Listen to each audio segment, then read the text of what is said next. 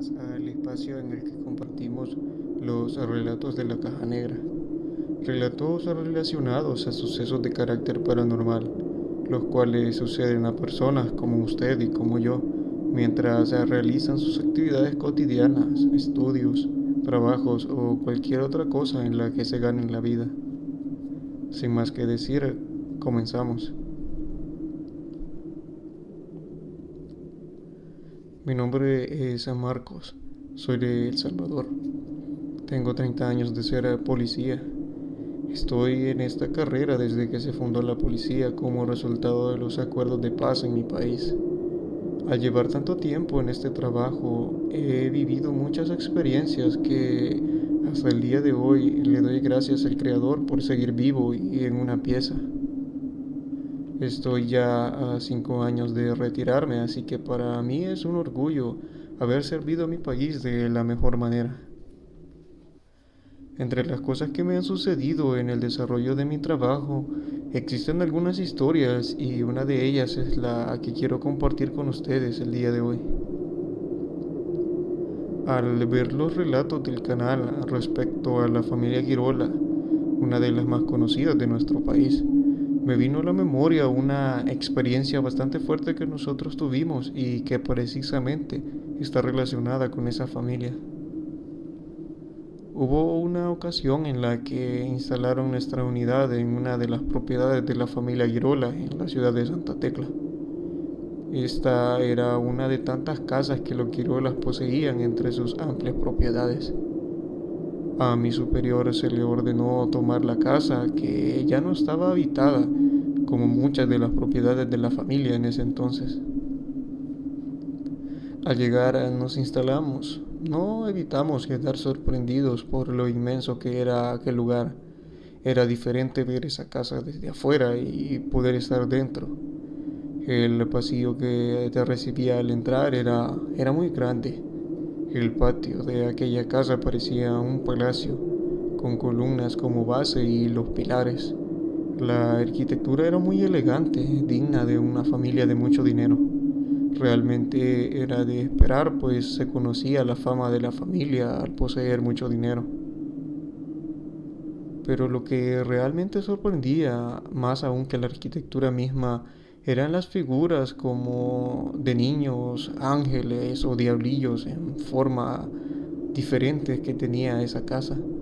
Además, en el patio de la casa habían trazadas líneas que desde el mismo patio no se distinguía la forma, cosas que a primera vista parecían parte de la arquitectura de la época y de los gustos del cliente. Aún así, no era algo que veíamos todos los días. Al instalarnos en la casa se designó uno de los espacios como oficina o área administrativa. Por ser policías, nosotros siempre estábamos de turno las 24 horas del día. Es decir, que siempre había actividad en la casa a toda hora del día, entrando y saliendo personas a horas tempranas y tardías, a excepción del personal administrativo, que eran algunos cuantos los cuales se retiraban por la tarde. Por lo tanto, durante la noche solo habíamos policías en aquella casa. Al principio no sucedía nada más fuera de lo normal, más allá de lo común, hasta que en una ocasión por la mañana, entre el pasillo que iba del patio central y hacia el edificio administrativo, encontramos un compañero sin vida. Estaba tirado sobre el piso, pero no tenía señales de heridas o alguna otra cosa que mostrara ataque en su cuerpo. Cuando se recibió el informe de la causa de la muerte, se concluyó que había sido por un paro cardíaco fulminante. A partir de ese día, el ambiente en la casa juro que se volvió diferente. En todo el lugar, la noche se sentía más larga y la oscuridad no era como las noches normales. Parecía que la oscuridad era más densa, como si algo realmente hubiera cambiado en la atmósfera de aquella casa. Quizá pudo haber sido por mera sugestión, por la fama de la familia, pero más allá de eso no sucedía algo que nos hiciera relacionar las historias paranormales que se conocen de la familia Girola.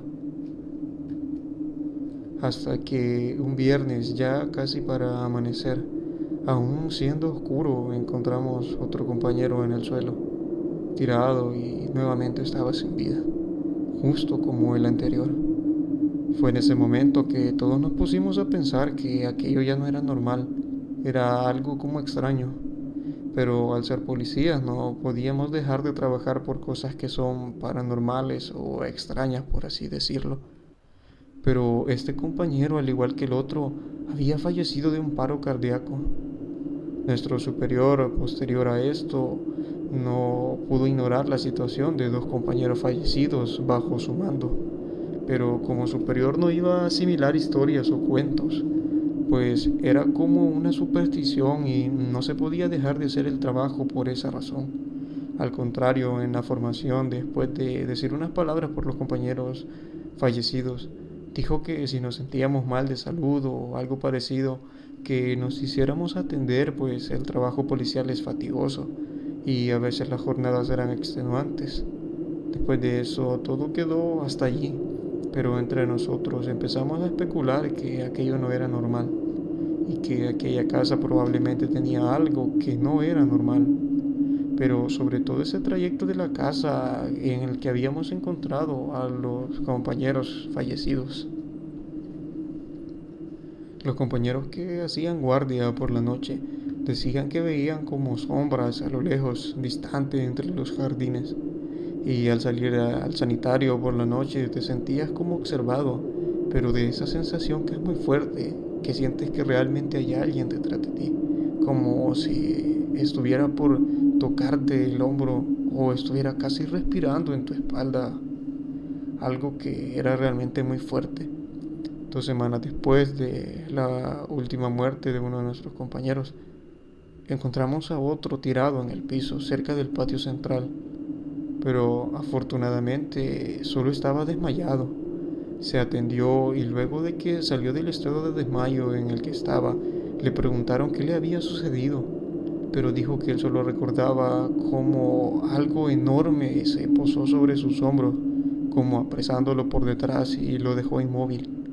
Al caer al piso, volteó la mirada hacia el cielo y entre los árboles solo alcanzó a ver un bulto negro, pero no logró diferenciar qué era. Como siempre, entre los que estaban presentes, algunos creían su historia como algo paranormal, sobre todo aquellos que eran religiosos, por así decirlo.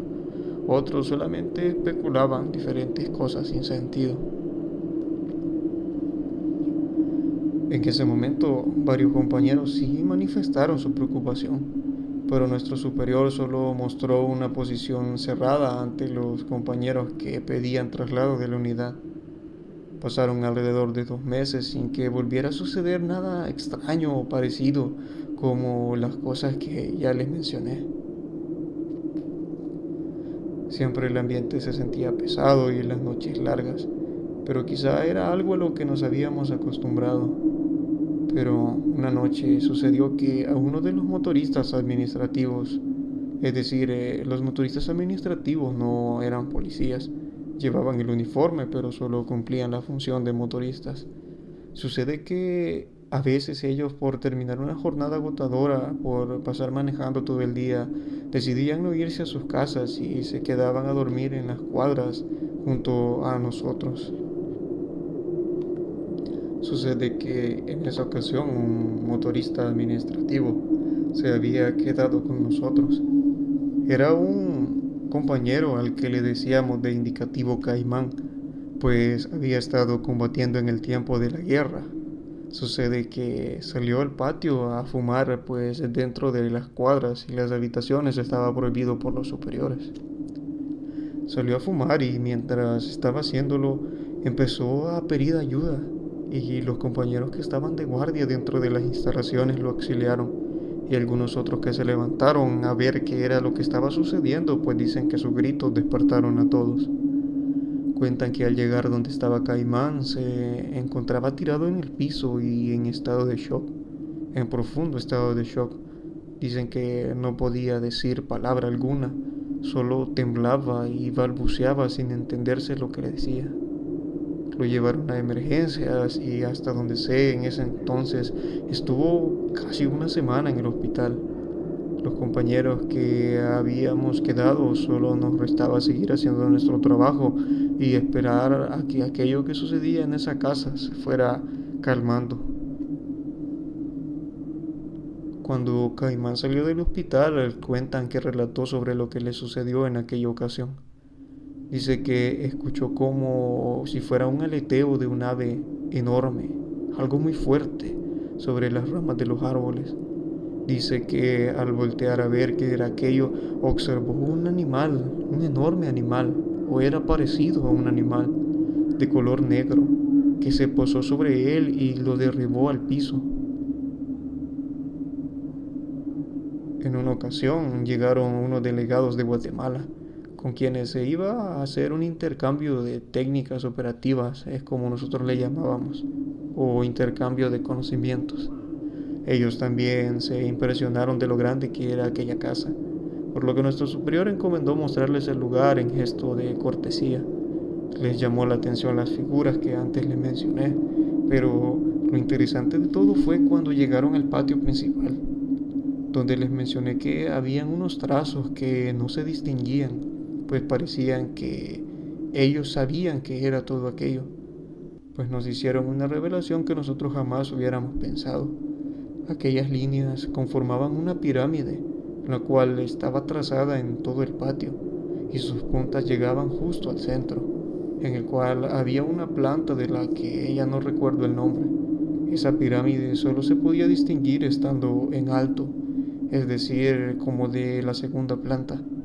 Para nosotros eso fue algo que nos sorprendió realmente, pues habíamos estado allí hacía ya mucho tiempo y nunca nos percatamos de eso que teníamos enfrente.